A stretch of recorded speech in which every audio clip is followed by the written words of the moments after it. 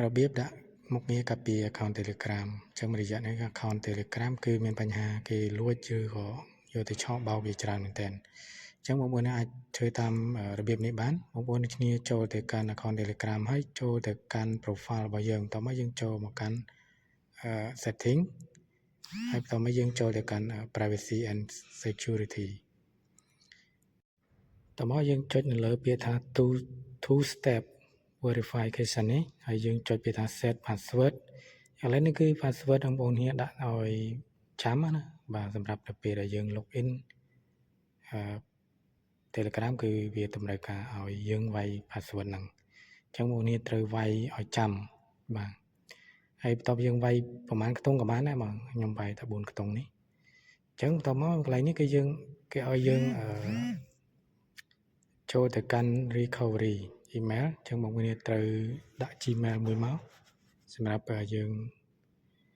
ពេលដែលនេះមកគេផ្ញើសារមកឲ្យយើងអញ្ចឹងងាយស្រួល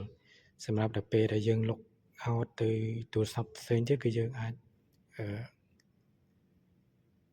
ធ្វើបានលឿនហើយគេផ្ញើសារមកបានលឿនអញ្ចឹងកន្លែងនេះក៏យើងបានបើក 100% ហើយអញ្ចឹងយើងចូលទៅកាន់មួយទៀតគឺកន្លែងអានេះគឺ auto delete ទេសម្រាប់ផ្ញើសារអីយើងចូលទៅកាន់ password passcode lock អានេះគឺមានន័យថាពេលដែលយើងឆាតជាមួយគេហើយយើងចេញមកវិញគឺយើងអាច lock screen ដោយខ្លួនឯងដោយអត់ឲ្យអ្នកផ្សេងគឺយើងចូលឆាតបានចូលមើលឆាតបានអញ្ចឹងយើងអាច set ជាមួយ password ហ្នឹង4ខ្ទង់មកបាទយើងវាយ password 4ខ្ទង់មកហើយដល់មកយើងអាចបដូរចំនួនម៉ោងមានន័យថាម៉ោងគឺយើងអាចដាក់1ម៉ោងក៏បានឬរើសលើស1ម៉ោងក៏បានឥឡូវខ្ញុំធ្វើការដាក់1នាទីមកដើម្បីនៅពេលដែលយើងចេញពី Telegram គឺវាលុកខ្លួនវាមកហើយយើងអាចដាក់ scan មេដៃមកហ្នឹងហើយយើងគ្រីស scan មេដៃមួយមកអូខេឥ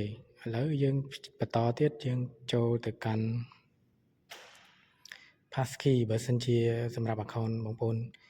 ដូចជា version ថ្មីគឺវាតម្រូវឲ្យយើងមាន passkey យើងអាចដាក់ passkey បាន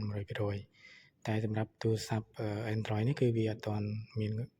ការ update អាចដាក់មុខងារ passkey បានទេអញ្ចឹងប៉ុន្តែនៅ account SIM របស់វាមានន័យថា account Telegram SIM គឺយើងអាចដាក់បានអញ្ចឹងខ្ញុំចូលទៅ account SIM មួយសិនដើម្បីបង្ហាញបងប្អូនថា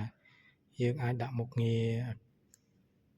passkey ងាយស្រួលក្នុងការនៅពេលដែលយើង log in log out យើងលុប Telegram ហើយយើងអាច log in វិញហ្នឹងហើយកន្លែងនេះគឺយើងអាចលុបTelegram មានថាយើងអាច log in log out account ពី account អញ្ចឹងយើងអាចលុបពីទូរស័ព្ទផ្សេងបានដោយមិនអោយគេប្រើអញ្ចឹងណាអូខេឥឡូវខ្ញុំសាកទៅចូល account SIM របស់ខ្ញុំហ្នឹងហើយយើងចូលមក setting ដូចគ្នាហើយយើងចូលទៅកាន់ privacy setting ដូចគ្នានេះបងប្អូនឃើញពាក្យ passkey នេះគឺមានថាចំនួន1យើងអាច set passkey នេះមួយមកបាទអញ្ចឹង passkey នេះមានស្រាប់ឲ្យខ្ញុំធ្វើការដាក់អញ្ចឹងឥឡូវខ្ញុំធ្វើការលុប passkey នេះមួយមកបាទហើយយើងចុច create passkey មកសម្រាប់បងប្អូនដែលមាន account Telegram account Gmail គឺបងប្អូនធ្វើការ log ងាយស្រួលបើសិនជាបងប្អូនអត់មានទេគឺពិបាកយើងបង្កើត passkey ណាហ្នឹងហើយអញ្ចឹង passkey យើងបង្កើតបានណាបងប្អូន